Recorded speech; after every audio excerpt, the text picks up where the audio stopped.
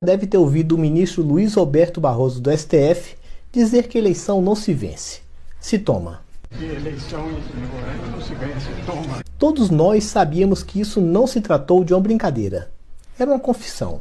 Mas passamos muito tempo olhando para o lado errado, preocupado com as urnas eletrônicas, imaginando que seria por aí que eles iriam tomar as eleições. Mas não.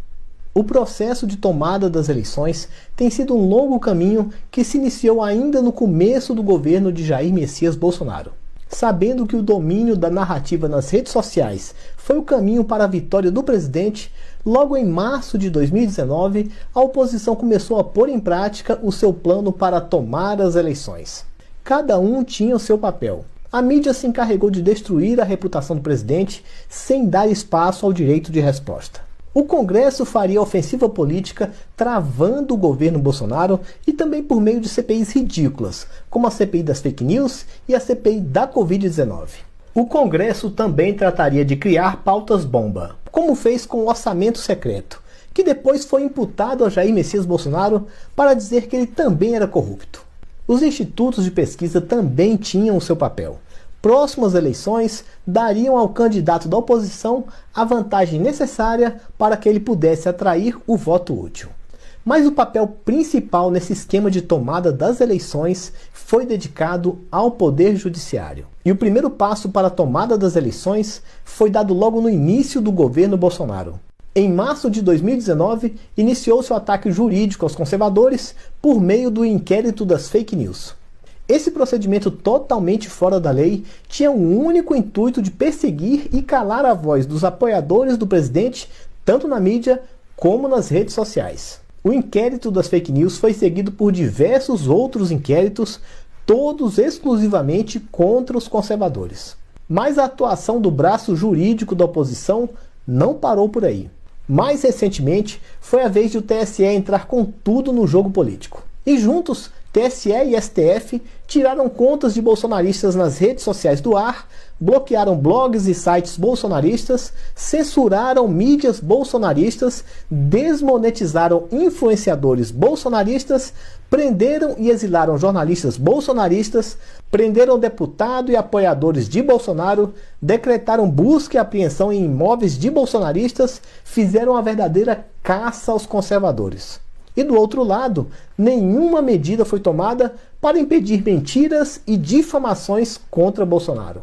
Com essas inúmeras ações e omissões, o braço jurídico do processo de tomada de poder permitiu que maculassem a reputação do presidente e reduziu o alcance da rede bolsonarista, fazendo com que o discurso pró-Bolsonaro fosse quase eliminado, o que impactou profundamente o processo eleitoral brasileiro. Mas muito além de exterminar o discurso bolsonarista, era necessário também criar um candidato capaz de dar legitimidade ao processo de tomada das eleições. O candidato já estava ali.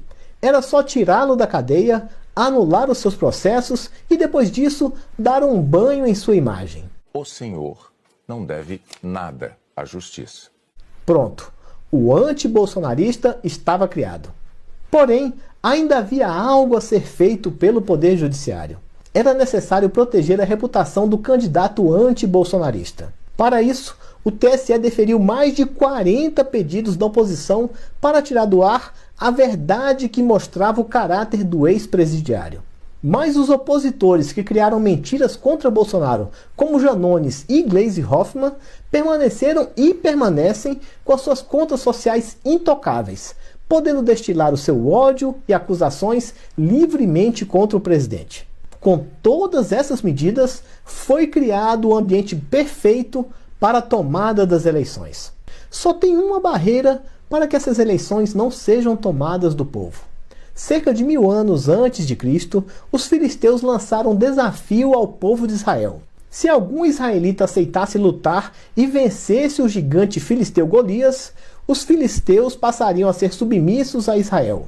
Mas se Golias vencesse o combate, os israelitas seriam servos dos filisteus.